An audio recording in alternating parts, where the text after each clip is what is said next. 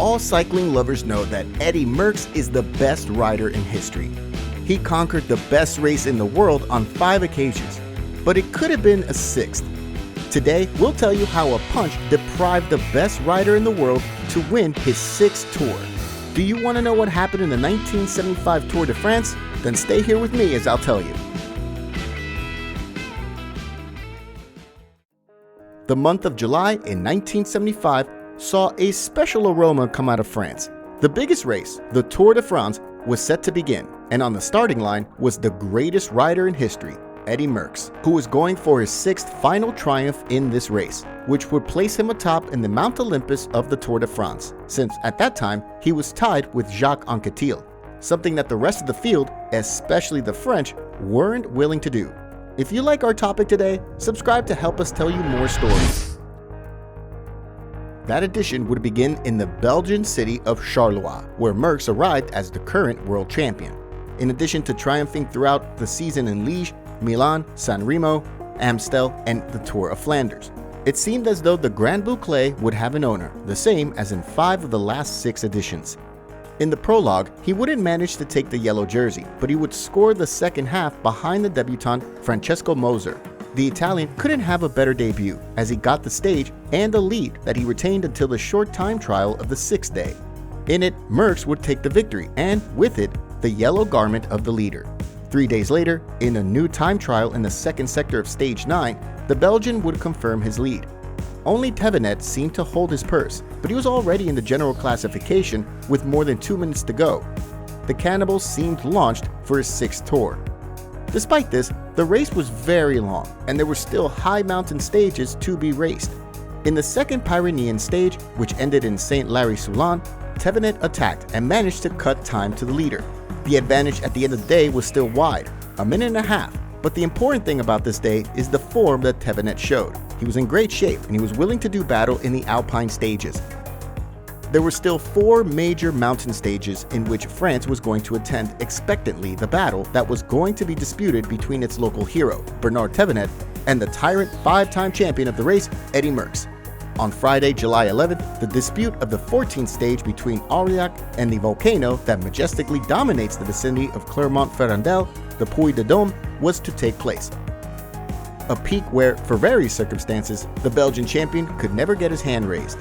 In it was going to take place the first of the 4 battles that were going to give us the first 2 classified of the general and great favorites to the final triumph. Once the race reached the Puy de Dome, leader Merckx seemed to have everything under control until less than 5 kilometers to go in the stage. At that time, he commanded the race in a small group, accompanied by his compatriot Van Impe, the Frenchman Thevenet, and the Dutchman Zoetemelk. It would be precisely at that point when Thevenet launched a powerful demarcation, which only Van Impe could answer. Behind, the leader didn't worry and preferred to maintain his own pace on the climb, with the leading duo just 50 meters away. Everything was under control, or so it seemed. Van Impe was going to overtake Thevenet before passing through the banner of the last kilometer and was going to take the stage victory. The French rider had faltered, and Merckx was preparing to make one of his usual finishes full of strength and managed to reduce the distance that separated them. But in the final 3 meters there, before reaching the finish line, the leader of the race received a punch in the right side that left him without air. A spectator from the crowd that packed the harbor ramps had beaten Eddy Merckx. Thevenet would give up 15 seconds at the finish line, but he would be able to lead by another 34 thanks to a Merckx that arrived at the finish line totally exhausted. The Belgian was very angry, while shocked and frightened by the aggression.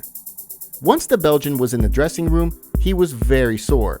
Panic was spreading in the team, and they tried to contact their rider's personal doctor. His diagnosis was that the blow had sensitized the liver area, but that it was nothing serious. The next day was a day of rest, a day that Merckx passed with great difficulties because the area of the blow was still sore and he'd barely been able to sleep and rest. He couldn't find a position in bed that night that would save him from this pain. In that situation, the Queen stage was reached, in which racers faced the ascents of Saint Martin, Couliol, Champs, Alos, and the end in Powerloop, through 217 kilometers and more than 5,000 meters of unevenness. Thevenet knew he was facing the opportunity of a lifetime. 58 seconds separated him from that opportunity.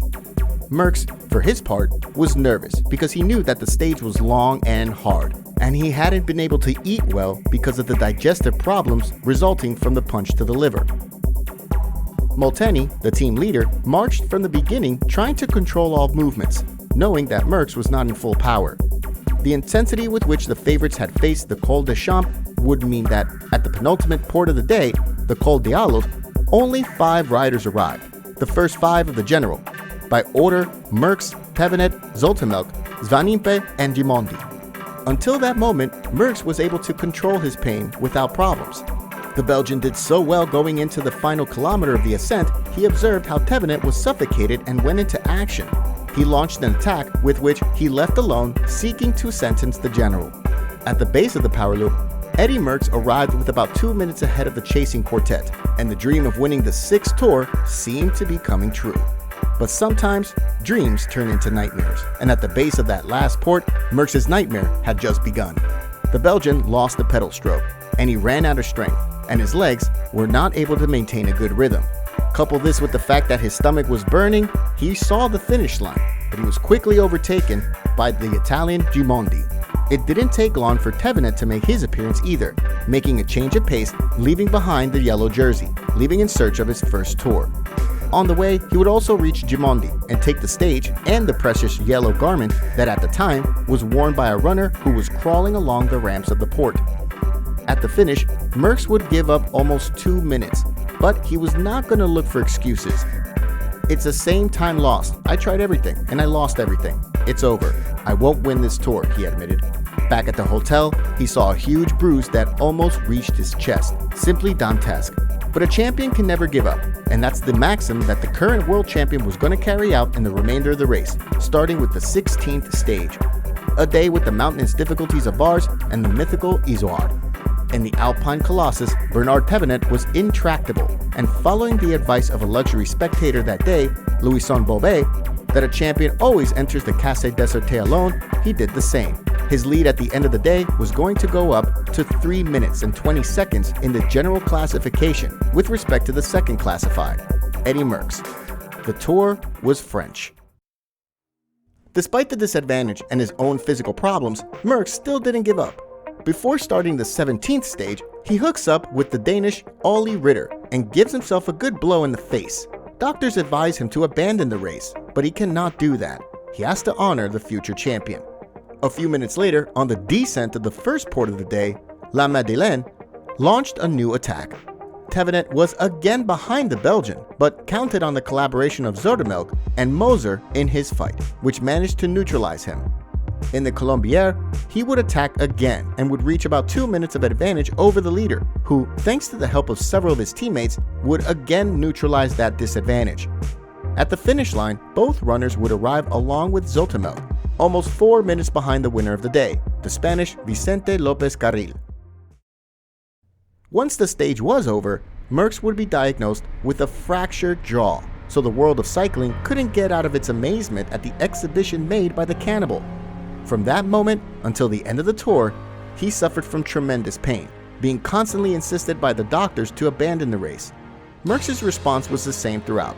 I cannot retire, that would detract from Thevenet's victory.